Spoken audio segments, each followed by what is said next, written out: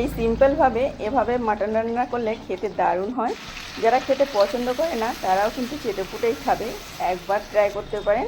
পোলাও বা সাদা ভাত, রুটি, পরোটা যে কোনো কিছুর সঙ্গে এই মাটনটা খুব সুন্দর হয়। আর একদম সিম্পলভাবে ঘরে থাকা সামান্য কয়েকটা উপকরণ দিয়েই কিন্তু রান্না করে নিলাম।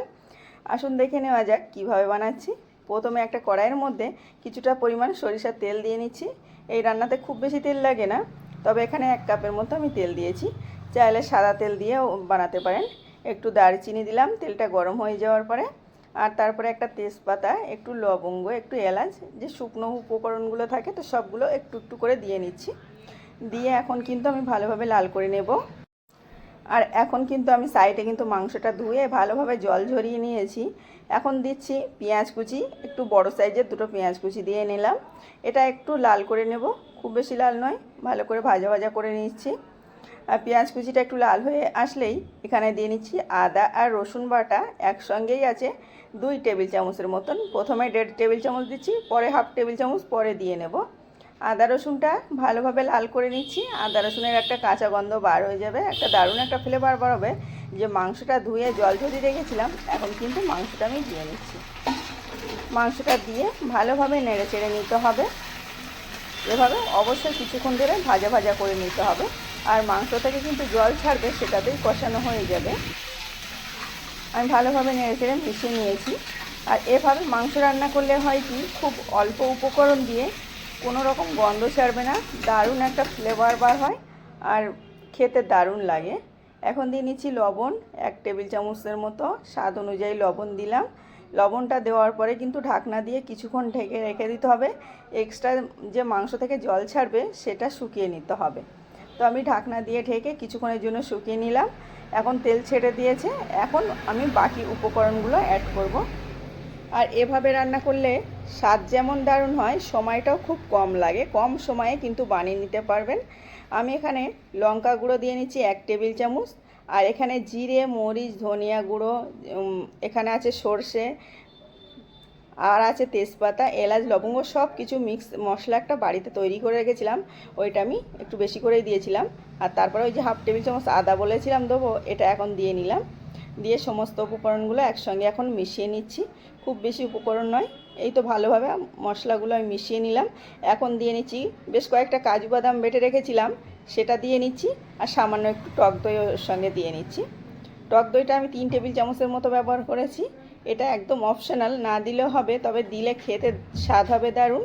আর খুব কম সময়ে বানিয়ে নিতে পারেন। আমি এটা বানিয়েছিলাম পোলাওর সঙ্গে, ভিডিওটা বড় হয়ে যাচ্ছিলো বলে আলাদা করে দিয়েছি, তবে সেমভাবে কিন্তু পোলাওর সঙ্গে ট্রাই করতে পারেন।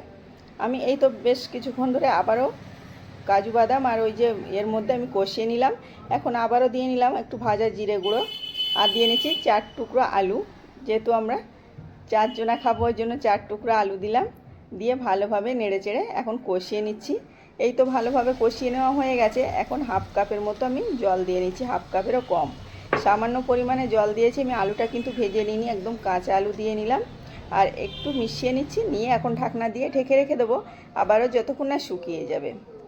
একদম শুকিয়ে গেছে জলটা। তারপরে আমি ঢাকনা খুলে আবারও কিছুক্ষণ নেড়ে চেড়ে নিচ্ছি, দেখুন। আর আলুটাও কিন্তু মাংসটা সিদ্ধ হয়ে গেছে। অল্প জলে কিন্তু বেশ সময় ধরে ধরে আমি যখন মশলাগুলো দিচ্ছি বেশ কিছু সময় ধরে ধরে নেড়ে চেড়ে কষিয়ে নিচ্ছি। ওই জন্য খুব কম সময়ে কিন্তু মশলাগুলো মানে খুব কম জলে কষানো হয়ে গেছে। মাংসটা একদম সফট হয়ে গেছে, পরে দেখিয়ে নেবো আমি, দেখলেই বুঝতে পারবেন। এই তো মাংসটা সিদ্ধ হয়ে গেছে, আবারও বেশ কিছুক্ষণ ধরে নেড়ে চেড়ে কষিয়ে নিলাম। কষানো আমার হয়ে গেছে। এখন কিন্তু আবারও একটু জল দিয়ে নিজের পছন্দ অনুযায়ী ঝোল রাখতে হবে। তবে এইভাবে কষা মাংস পরিবেশন করতে পারেন। আর যেহেতু আমি ভাতের সঙ্গে পরিবেশন করব, ওই জন্য আমি একটু এখানে আবার একটু জল দিয়ে নিচ্ছি।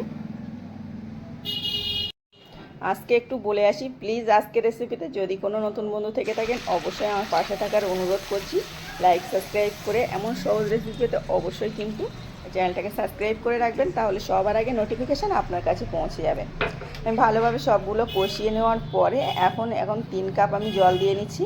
দিয়ে আর কোনোই কাজ নেই, 3 কাপ জল দিয়ে এখন এটা কিছুক্ষণের জন্য গরম করে নিয়ে তারপরে ঢাকনা দিয়ে ঢেকে রেখে দেবো। আর কিছু উপকরণ দিতে বাকি আছে, সামান্য কিছু উপকরণ, সেটা আমি লাস্টের দিকে দিয়ে নেব।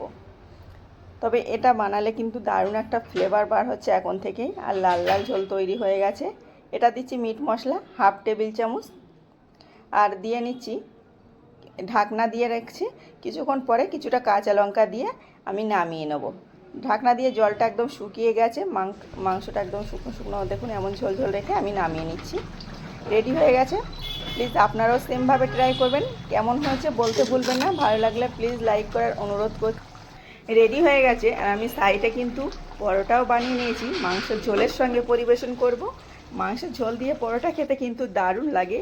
এই সফট আর এই ধোলাই পরোটাটা কিন্তু রেসিপিটা আমি আগের দিন দিয়েছি, চাইলে দেখে আসতে পারেন। এটা কিন্তু অসম্ভব মজার হয়, আর আমি পরোটার জন্যই মাংসটা বানিয়েছিলাম।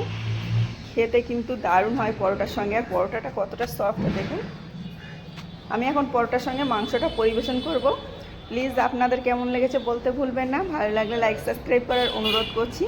আবারও দেখা হচ্ছে কোনো সহজ রেসিপিতে। ততক্ষণে সকলে ভালো থাকবেন, সুস্থ থাকবেন।